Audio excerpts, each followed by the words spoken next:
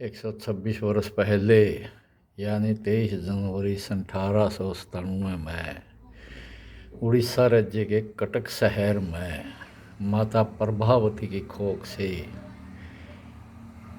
एक महान विभूति ने जन्म लिया था, जो कि बचपन से लेकर सन 1945 तक इस देश की आज़ादी के लिए संघर्षरत रहा था। 1945 में जो नेताजी की विमान दुर्घटना में मृत्यु बताई जाती है, वो सरासर झूठ है। कुछ लोग नेताजी की खोज के बहाने कोई कुछ कहता है, कोई कुछ कहता है, कोई फैजाबाद में गुमनामी बाबा बताता है।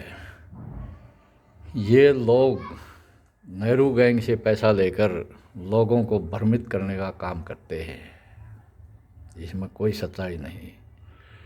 वैसे तो नेहरू से लेकर मोदी तक सभी को पता है कि सुभाष के साथ क्या षड्यंत्र रचा गया था। फिर ये लोग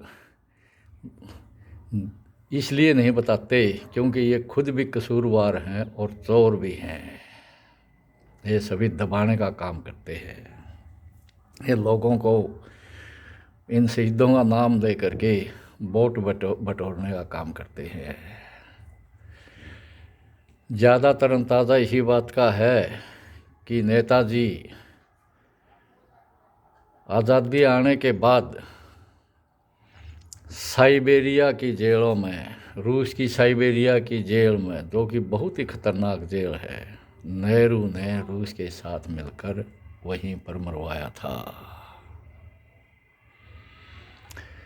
अंग्रेज भी जाते समय सत्ता की बागडोर नेहरू गैंग को सौंप करके गए थे, क्योंकि उनका तो इसी बात में ही भलाई थी।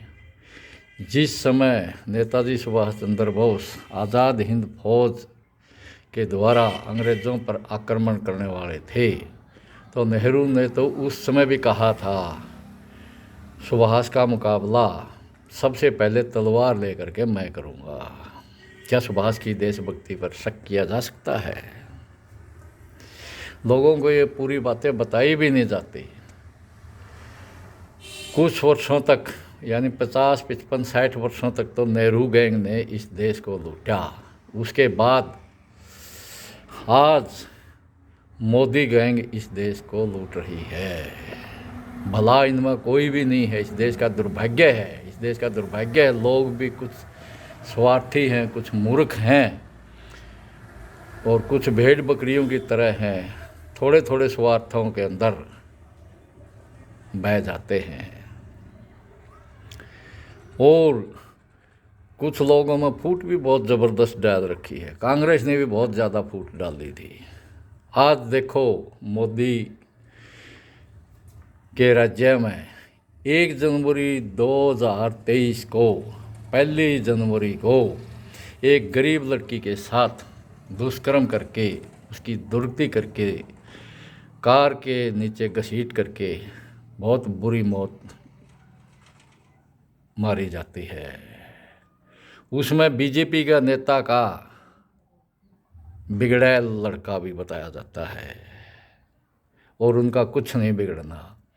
फिर आगे चल करके 18 जनवरी को जंतर मंतर पर अंतर्राष्ट्रीय पहलवान, स्वर्ण पदक विजेता, कांस्य पदक विजेता धरने पर बैठ जाते हैं और वो बताते हैं कि मोदी की गैंग के गुंडों ने, जो कि आज सांसद भी, क्योंकि लोग सांसद भी इन्हीं को बनाते हैं, खिलाड़ियों के साथ दुष्कर्म किया, बुरा व्यवहार किया।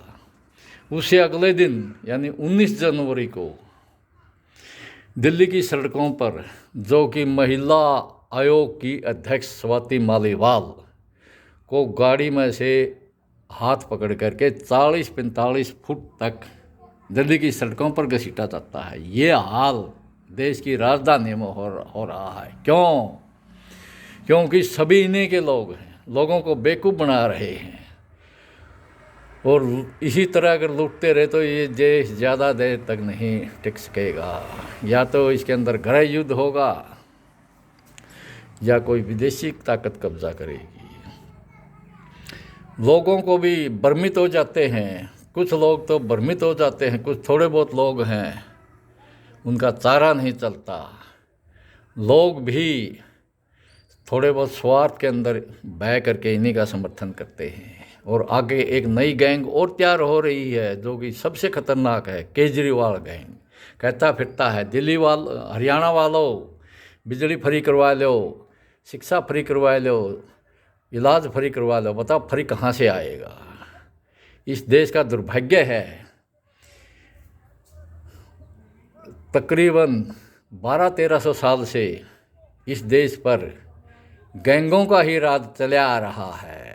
लोगों ने अगर आंखें नहीं खोली तो बहुत बुरा नतीजा निकलेगा और बाद में बहुत ज़्यादा पछताना पड़ेगा।